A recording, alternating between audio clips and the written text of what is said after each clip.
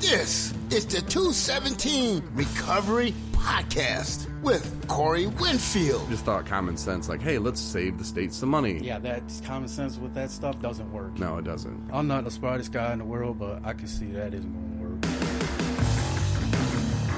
23rd of August. The year is 2020. My name is Corey Winfield, and this is the 217 Recovery Podcast. I have a special guest with us today, and I met this guy first, actually, when I was in treatment, and then a little bit later on down the line, and we kind of kept in touch, and he's doing well now, and let's welcome in, everybody. Let's welcome Paul. Or, Hey. Or is it Andrew? Well, you know, that's a long story on that one, huh? Cool, nobody really knows. Hell yeah. Well, it's actually Paul Andrew, but my dad's name was Paul, so they always called me Andy, so I went by my middle name, so kind of one of those mind trick type things. And then, of course, I was born April Fool's Day, so go figure, right? Oh, so it's Paul, Andrew, and Andy. So, yeah, I just go by Andy, Andrew, whatever. Yeah, it really don't matter. Rehab purposes, I went by Paul just for paperwork, you know. Yeah. Well, my theory is a lot more interesting. My theory is that you had way too many girlfriends, way too many lovers that were trying to track you down, so you just kept changing your name every year or so. He's got me now, folks. Yeah, This guy. That's how it really worked. No, man, so how are you doing? How much clean time you got? Great, man. You know, it's kind of one of those things where I don't really keep track. I'm kind of one of the people who doesn't like to keep track of time, just because I was actually thinking about this earlier today. You know, it's like jail. You go to jail, and all you get to watch is cops. You go to rehab, and all you get to do is talk about and watch drugs. You know what I mean? It's a constant reminder, you know? So for me, I feel that just being free and just not having it on my mind constantly is works best for me, you know? Mm-hmm. Hey, and whatever works best for you is obviously the best. Right.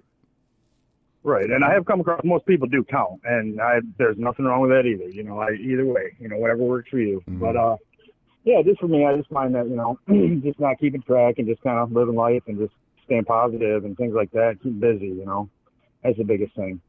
So if I ask you this again in 20 years, say you never touch a drug again, 20 years later, I'm like, hey, Andrew, Paul, Andy, what's up?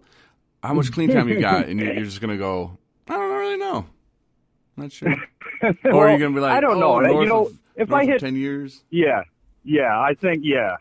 Because maybe there's a pride thing that comes in somewhere at some point, you know what I mean? 20 years, hell yeah, I got to brag about that, right? But, you know, I'm under a year, you know, so let's be real. You know, honestly, it's probably about 8 months. Last time I was in rehab there at Bear River, where I saw you where you were working when I came back, which was crazy. Seeing how we'd been in there previously together, you know, it was just crazy actually. And I wanted to also say that, you know, there was a couple people, you, Kendra, can't think of what's his name. I tried to ask his name. I can't think of it. But yeah, a couple people that I went there with, I came back the second time and they're working there, you know, and I'm just like, wow, really? You know, and it really, really made me want that, you know, and I think it's the biggest part of the inspiration that really got me through and has really kept me going strong, you know? Mm-hmm. Yeah, that was. So I appreciate you guys for that, you know? Yeah, that was one slightly cool thing about that place. And because it just kind of helps the people that are in there go, wait a minute, hold on. Okay, so these guys were here and now they work here and they seem to be doing well. Exactly. Yes.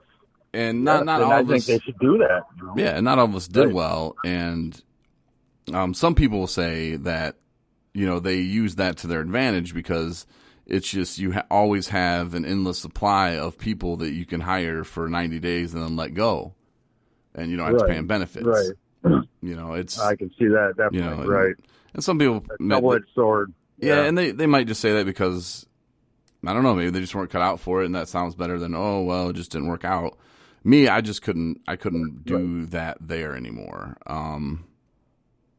Just couldn't do it there anymore. But and you know, I kind of felt too like there wasn't the respect that there shouldn't have been for you guys from the staff.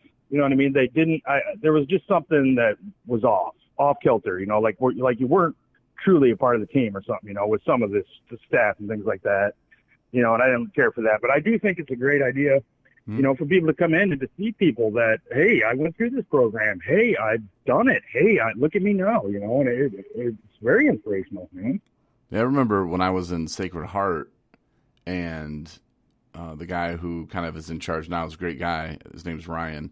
His girlfriend worked there, and I just asked her, straight up, are you in recovery? And she was like, yeah. And it changed. Like, I can't really explain it now, but at the time, though, it changed how I viewed her.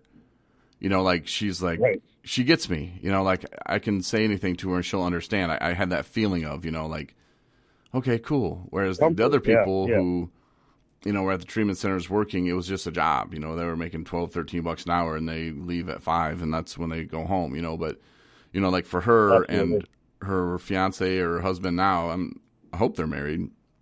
Good people. Right. They picked me up from my apartment one time, and I remember I had the dry heaves, and I was like, you might want to pull over. And they were just like, oh, my God. We're on this busy road, and I'm just like out there. Yeah, so, I mean.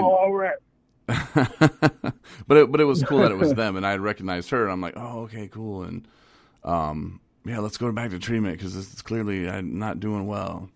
And relapse is a part of it, man. Like you said, we were in there together. And boom, next thing I know, I'm like, hey, there's Paul.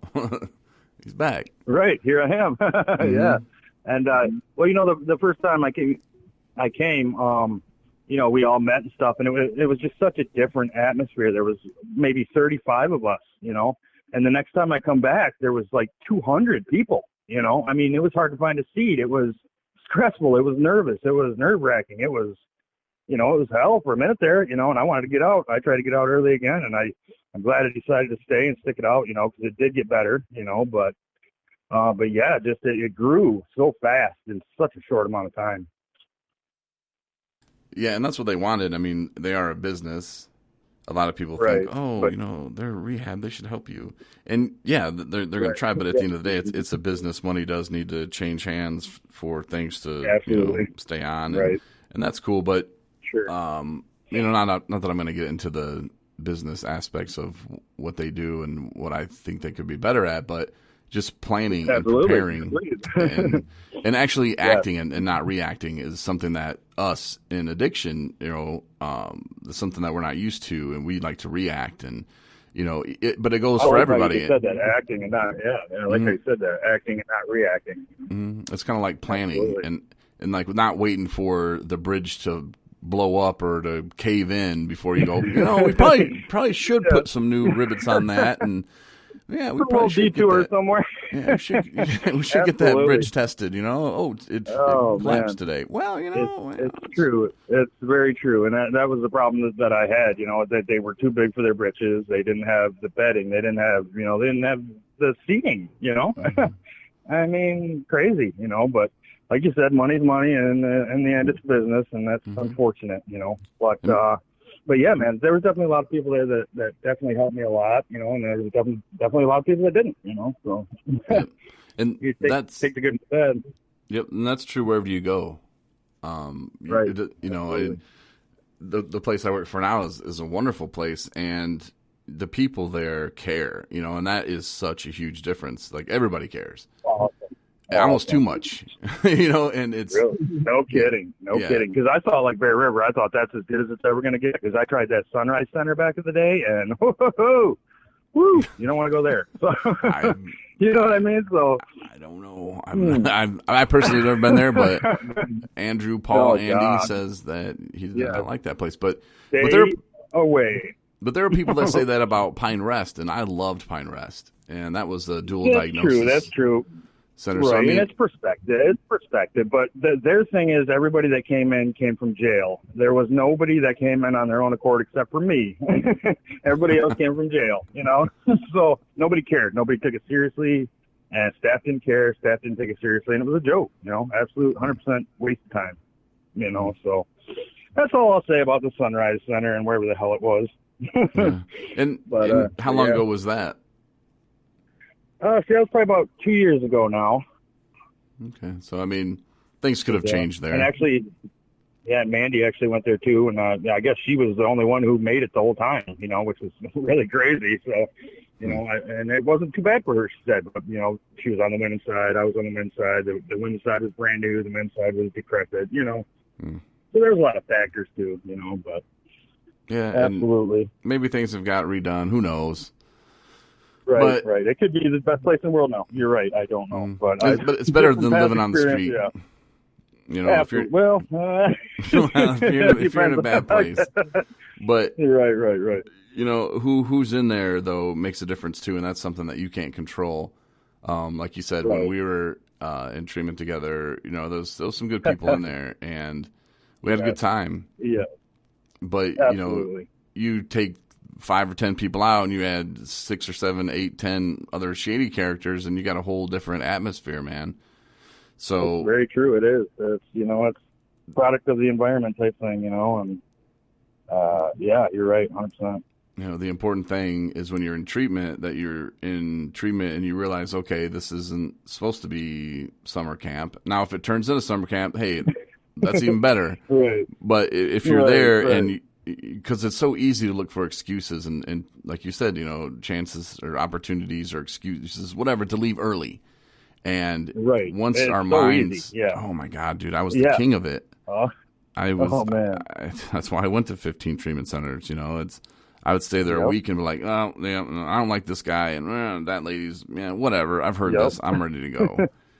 And once you get it in your mind, like you said, you're set, and you're there's nothing that's going to change your mind, and that's how I was too until the last time, and I think you had a lot to do with it. Talking to me about that, I remember exactly what you said to me. You said, if you left tomorrow, that would be stupid. I remember exact word. You know what I mean? And I got thinking about it. I thought, he's right, man. I'm just gonna I'll be back here next year. What's the point of this? Yeah. Yeah, man.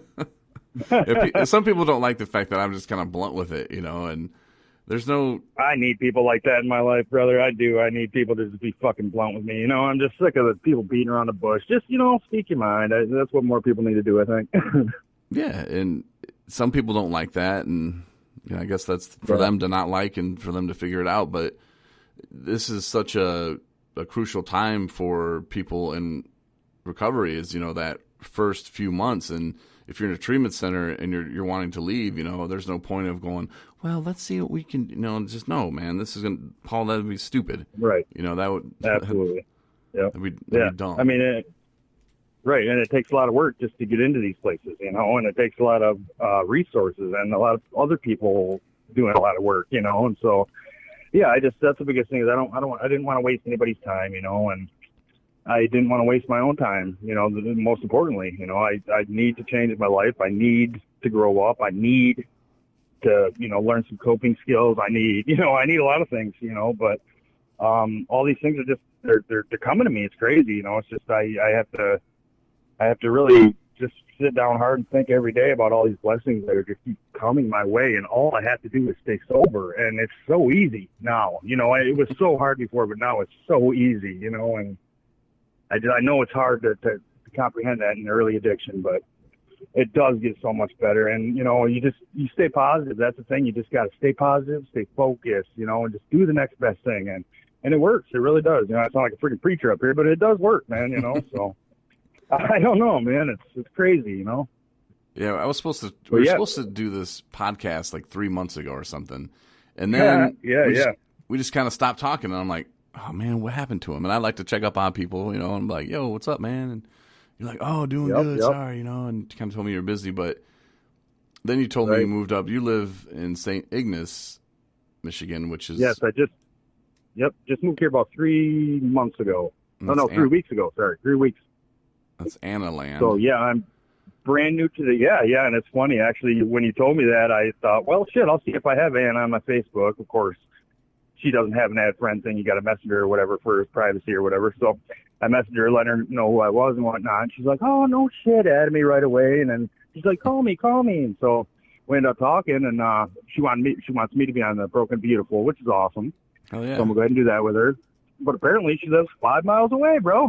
5 miles, So crazy. small world, crazy small world, You meet somebody in Boyne City when you're from West Branch, and then you move to wherever the hell I am, St. Ignace, and bam, they're 5 miles away, you know?